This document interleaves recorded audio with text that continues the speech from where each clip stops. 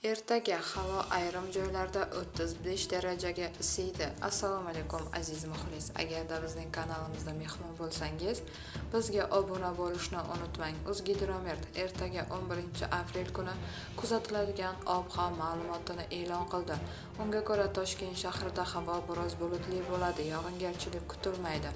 Harorat kechasi 13-15 daraja, kunduzi esa 28-30 daraja iliq bo'ladi. Qoraqalpog'iston Respublikasi hamda Xorazm viloyatida havo biroz bulutli bo'ladi. Yog'ingarchilik kutilmaydi. Harorat kechasi 17-22 daraja, kunduzi esa 28-33 daraja iliq bo'ladi.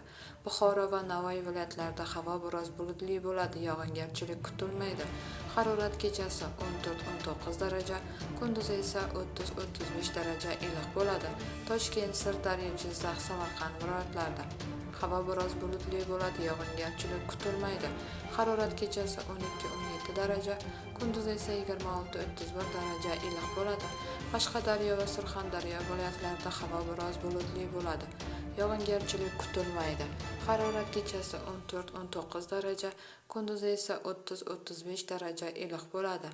Andijon, Namangan, Farg'ona viloyatlarida havo biroz bulutli bo'ladi, yog'ingarchilik kutilmaydi. Harorat kechasi 10-15 daraja, kunduzi esa 25-30 daraja iliq bo'ladi. Respublikaning tog'li hududlarida havo biroz bulutli bo'ladi, yog'ingarchilik kutilmaydi. Harorat kechasi 5-10 daraja, kunduzi esa 17-22 daraja iliq bo'ladi.